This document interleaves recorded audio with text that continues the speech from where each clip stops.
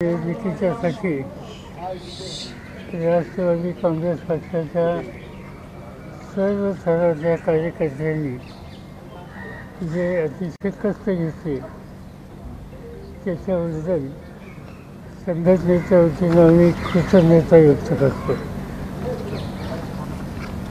महाराष्ट्रात एक प्रकारच्या परिवर्तनाची प्रक्रिया सुरू झाली.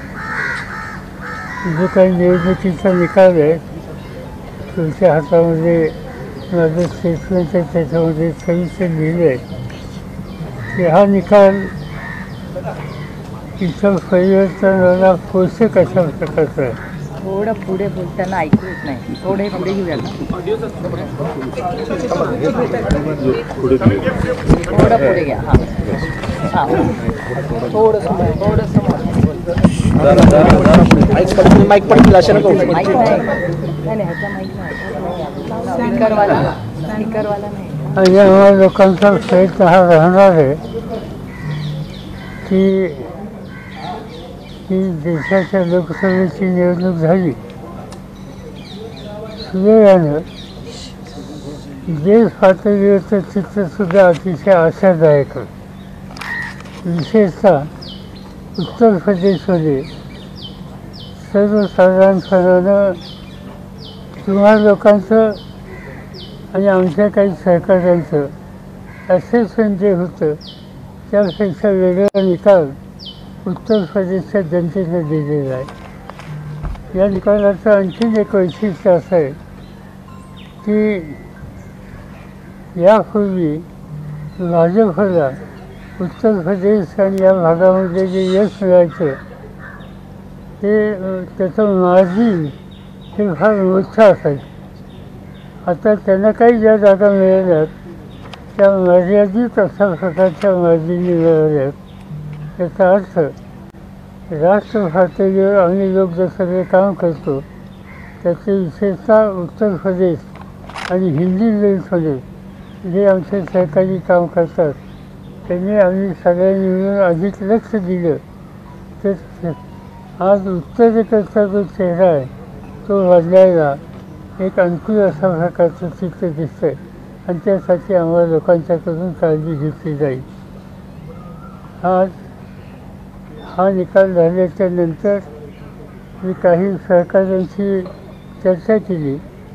विशेषतः काँग्रेस पक्षाचे अध्यक्ष खरगे, मार्क्सवादी कम्युनिस्ट पार्टीचे प्रमुख सीताराम येचुरी आणि अन्य. तर त्याच्यामध्ये कदाचित अजून नक्की नाही पण उद्याच्यालाच दिल्लीमध्ये बैठक होण्याची शक्यता आहे आणि त्याचा संदेश आज संध्याकाळपर्यंत मला आणि आमच्या इतर सहकार्यांना मिळेल. ते असेल तर उद्याच्या बैठकीला आम्ही तातडीने जाऊ आणि एकंदर पुढचे धोरण पुढची नीती ही सामूहिकपणानं चर्चा करून ठरवू एवढंच या ठिकाणी मला सांगायचं. आज या निवडणुकीमध्ये अनेक गोष्टी चांगल्या घडलेल्या आहेत. राष्ट्रवादी काँग्रेस पक्षानं जयंतराव पाटलांच्या नेतृत्वाखाली आम्ही जागा मर्यादित लढवल्या. सगळ्या मिळून आम्ही 10 जागा लढवल्या.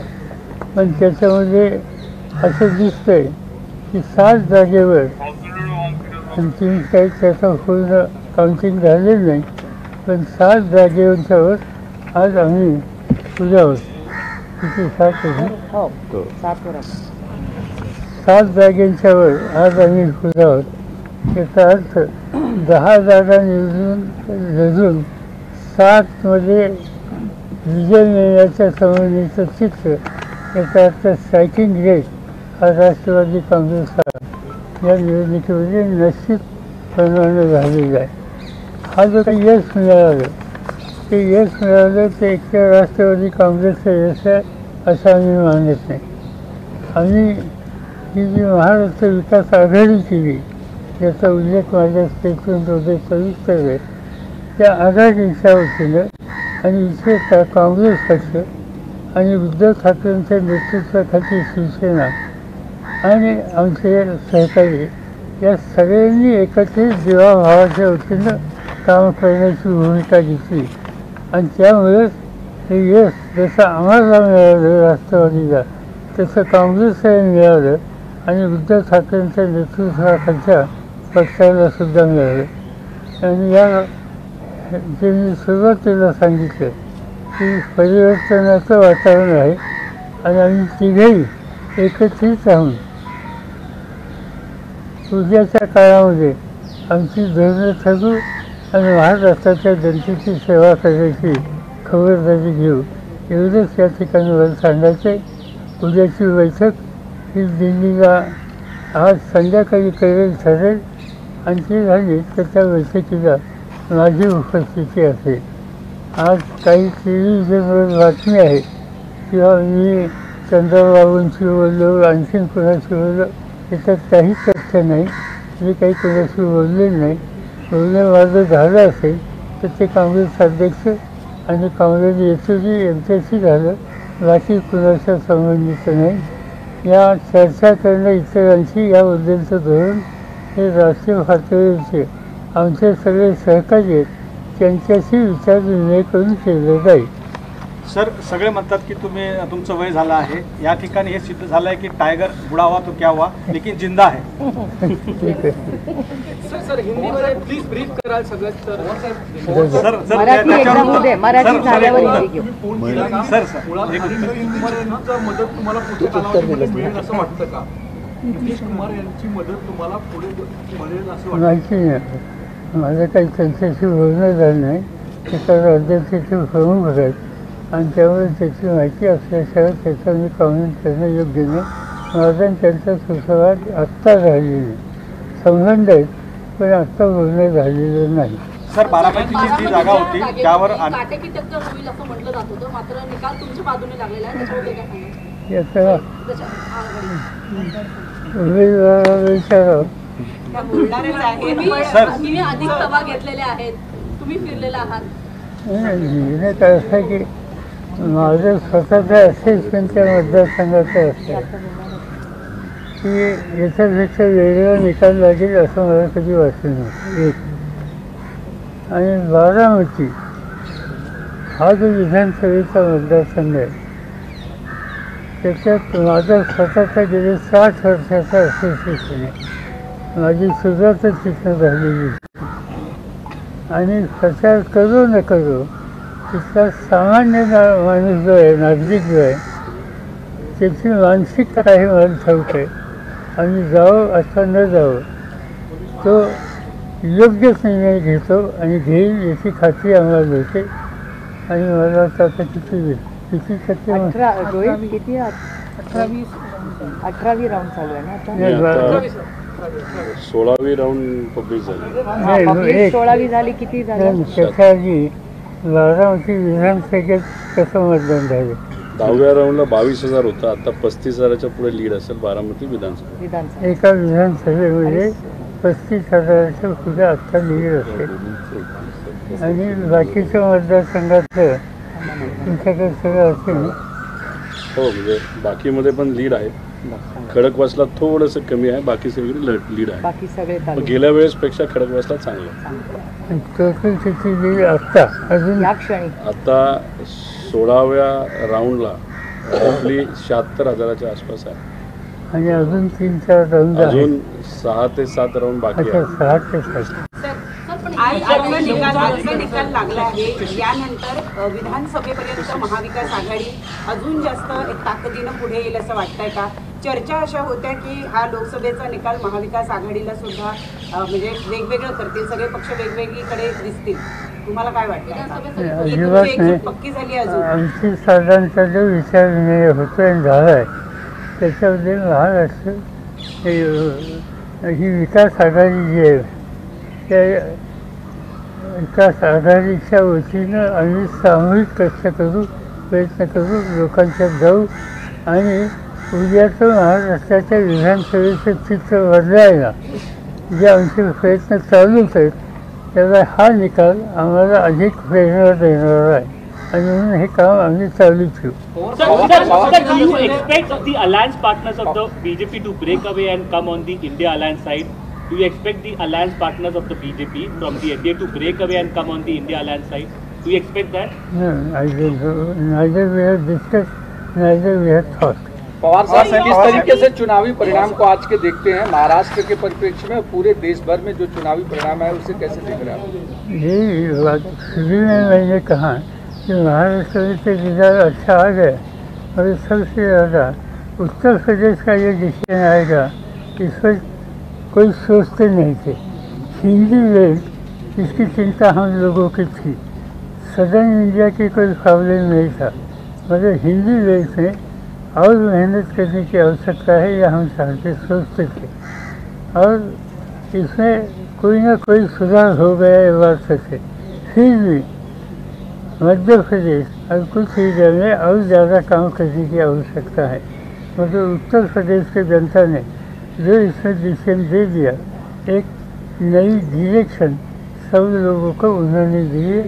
हम वहाँ के नेता लोग, वहाँ के कार्यकर्ता लोग और उत्तर प्रदेश की जनता जो हो, इन सभी का हम आभारी है कि इस तरह का डिसीजन उन्होंने दे दिया। पवार साहब भगवान राम को लेकर जिस तरीके से राम मंदिर को लेकर जिस तरीके से बीजेपी ने मंचों से ये कहा कि जो भगवान राम को लाए हैं जनता उनको लाएगी, ये जो परिप्रेक्ष्य बनाया गया था कि राम मंदिर के बाद जनता उन्हें चुनकर देगी, बाद में प्रधानमंत्री का हिंदू मुस्लिम करना, सीधी बात है। मंदिर मस्जिद के इसमें रेज करने की कोई आवश्यकता नहीं थी। जिनको आम जनता के बारे में कॉन्फिडेंस है ऐसे लोग उस लाइन पर जाते थे, उन्होंने कोशिश की मगर जनता ने इसका स्वीकार नहीं किया। यहाँ तक इस कैंपेन में आपने हमने लोगों ने देखा कि महिलाओं को इस तरह की तकलीफ हो जाएगी, ये लोग हुकूमत में आएगी तो किसानों की या रूरल एरिया की मीटिंग हो तो वहाँ बताया गया कि ये लोग हुकूमत में आएंगे तो आपके खेती में 2 भैंस आपने रखी है, इनमें से एक भैंस को लेके जाएंगे। इस तरह की खेत या गलत चीज़ें हाईएस्ट पोजीशन देश के जिम्मेदारी करते हैं, इन लोगों ने की थी। ये बात बिल्कुल अच्छी नहीं थी, मगर हमारा विश्वास था कि आम जनता इस तरह की कैंपेन, इस तरह की लाइन, इस तरह का प्रोपेगेंडा इसका स्वीकार कभी नहीं करेंगे और इसका अच्छा जवाब उत्तर प्रदेश के मुख्यमंत्री हो अखिलेश जी या उनके बाकी साथी लोगों ने ठीक तरह से दिया और जो कुछ बातें कही गई इसका स्वीकार जनता ने किया नहीं। ये निर्णय जो आ रहा है इससे साफ होता है। सर, साताराची जागा तुम्ही खेचून आणण्याचा प्रयत्न केला। BJP has not crossed majority by their own. How you react to this, and particularly the fight of Baramati? Wish to know about overall your. It's too early. We have to wait for another day or two. Then correct picture will come. When we will sit in Delhi and discuss with our colleagues, then I will be able to tell what exactly it is.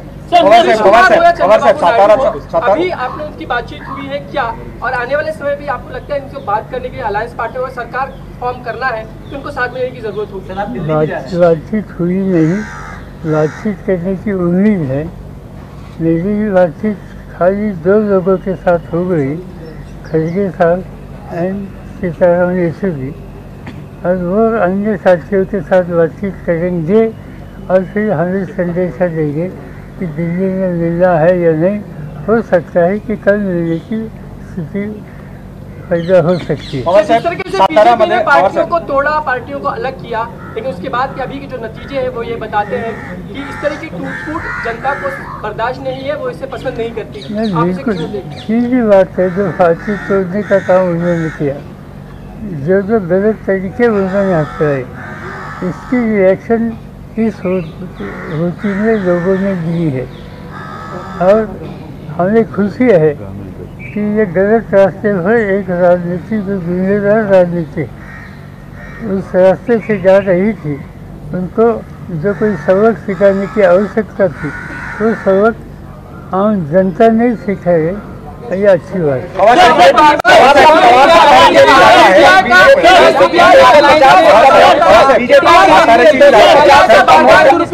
साताऱ्याची जागा तुम्ही पाण्यात भिजून ती परत आणली होती, त्यावेळेस तो विजय मिळाला होता, परंतु आता साताऱ्याच्या जागेवर पराभव पाहायला मिळत आहे. कुठे कमी पडला असं वाटतं? अजून माहिती घेतली नाही, कारण आत्ताच त्याचं अजून काउंटिंग सुरू झालेली आणि थोडक्यात ही सीट जाते असं दिसते. म्हणजे ते काही नकार देण्याचा अर्थ नाही. त्याच्या खोलात आम्ही जाऊ, तर आम्हाला विश्वास आहे की सातारा जिल्हा हा राष्ट्रवादीच्या दृष्टीनं एक महत्त्वाचा घटक आहे आणि तो स्थिती आमची कंटिन्यू राहील. Considering BJP has not crossed the majority mark, and also considering your experience, who do you think will be the next PM of the country? I can't say anything. We are not sure whether we will be able to found out. As I said, we will discuss with our colleagues and decide next course of action. महायुतीच्या नेत्यांकडून आता प्रतिक्रिया अशी येते की जातीय तेढ आणि जातीय ध्रुवीकरण हा महाविकास आघाडीचा फायदा झालेला आहे असं दिसून येतं. खरंच असं झालं का? जरांगे फॅक्टर एकदम मोठा इम्पॅक्ट झाला का? कारण की मराठवाडा आणि विदर्भामध्ये फार मोठ्या प्रमाणामध्ये याचं गणित दिसतंय. असं की लोकांनी त्यांना दूर केलेलं, आता ते दूर केल्याच्या नंतर कुठेतरी त्याची कारणमीमांसा करून डायव्हर्ट करण्याच्या संबंधीचा विचार आहे. त्याच्यात काही तथ्य नाही. हा निकाल महाराष्ट्रातल्या जनतेनं विचारपूर्वक घेतलेला आहे. तिथं बदलाची आवश्यकता आहे, परिवर्तनाची आवश्यकता आहे. गेले 10 वर्षाचं राज्य त्या लोकांनी मधल्या 2.5 वर्ष सोडली ते जनतेने पाहिलेलं आहे आणि त्याला स्वतः अशा प्रकारचा निकाल हा लोकांनी घेतला. 250 से नीचे बीजेपी आई है, बीजेपी 250 से नीचे है.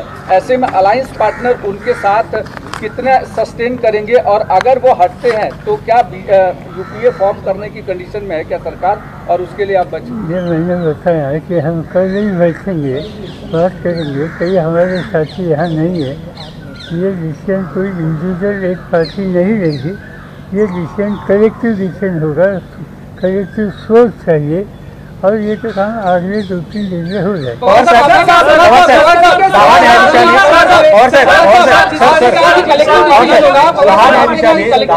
अपक्ष उमेदवार विशाल पाटील आता विजयी झालेत अशा पद्धतीची माहिती समोर येते. विशाल पाटील सांगली ठीक आहे, विजय झाले तर त्यांचं अभिनंदन. विनंती केली होती ठाकरेंना की कुठेतरी काँग्रेसला ती सीट दिली गेली पाहिजे. निर्णय झाला, निकाल झाला, ते विजयी झाले. आता कशाला त्याचं इंडिया अलायंस आने वाले वक्त में नीतीश कुमार जी के लिए डेप्यूटी प्राइम मिनिस्टर ये ऑफर को कंसिडर करेगी?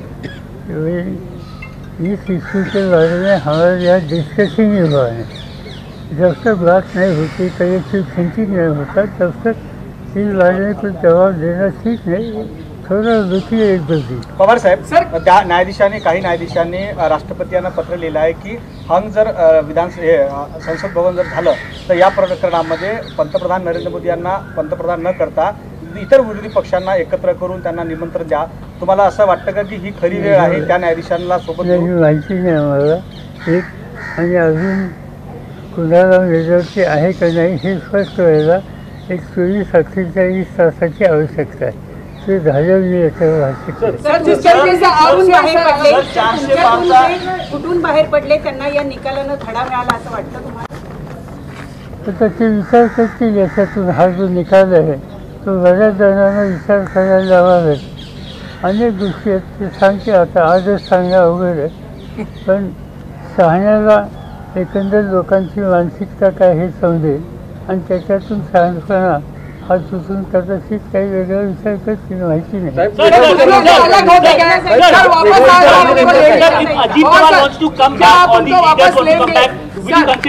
असं हा विषयच अंश होतो नाही.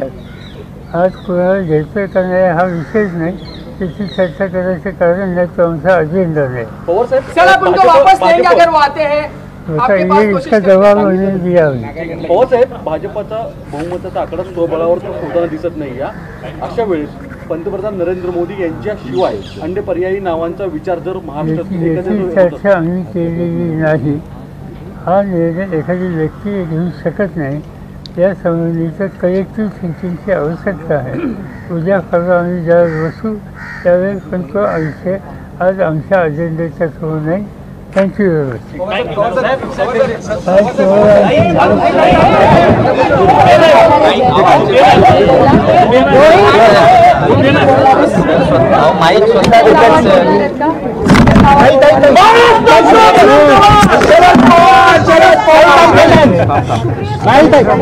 मच.